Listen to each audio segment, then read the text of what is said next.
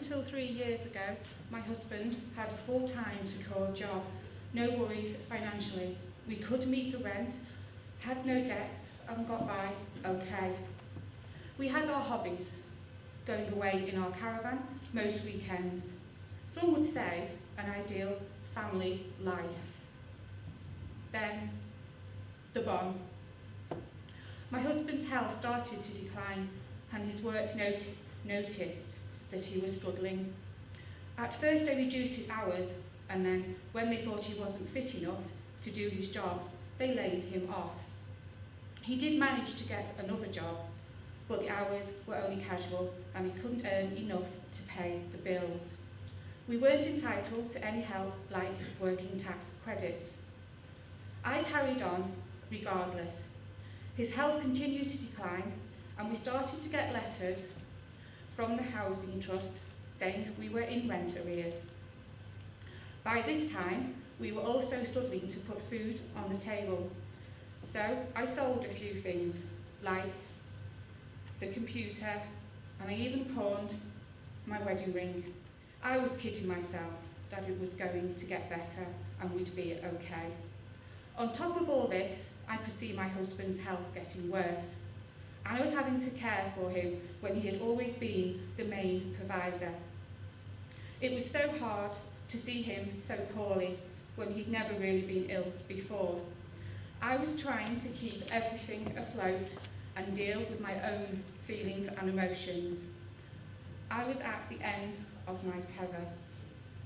Then I picked up a copy of Your Home, the magazine for tenants from Weavervale Housing Trust.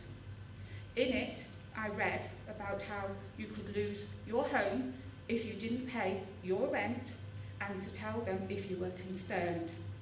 It then hit me that we could lose our home if I didn't face facts and pick up the phone to talk to someone. Who was I kidding that it was all going to be okay? So I made that call and started to work with the Money Matters team. Despite all the struggles and low points, we've come through it. But I've gone on to volunteer at Weavervale Housing Trust and now sit on a number of tenant groups. I'm really enjoying it and like having a voice to help improve services for tenants and to make sure the trust is doing their best to look after the well-being of tenants. My self-confidence has increased, and it gives me the release from my caring responsibilities.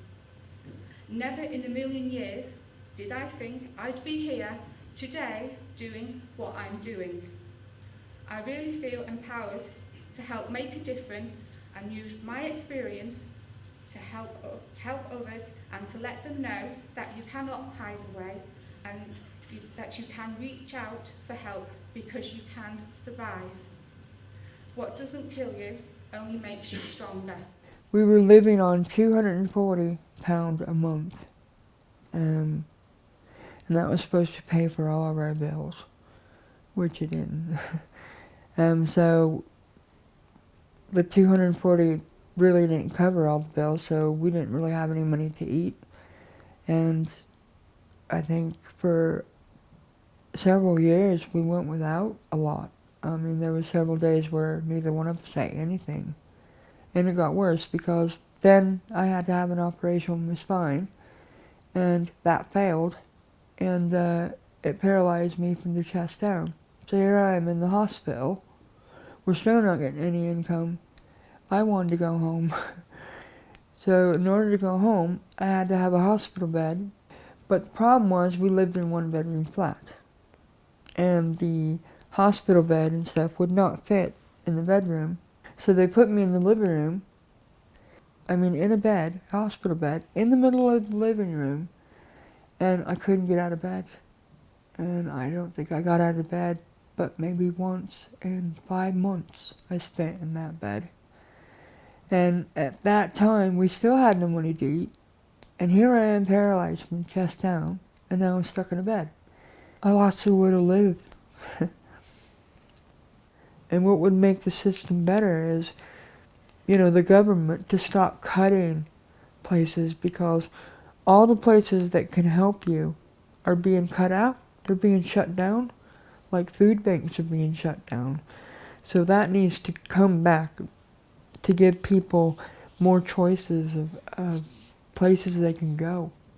I'm in poverty due to low wages, not enough jobs, untrustworthy transport, lack of academic skills. Despite that, I don't consider myself a poor person. I am rich in life, but I have no money.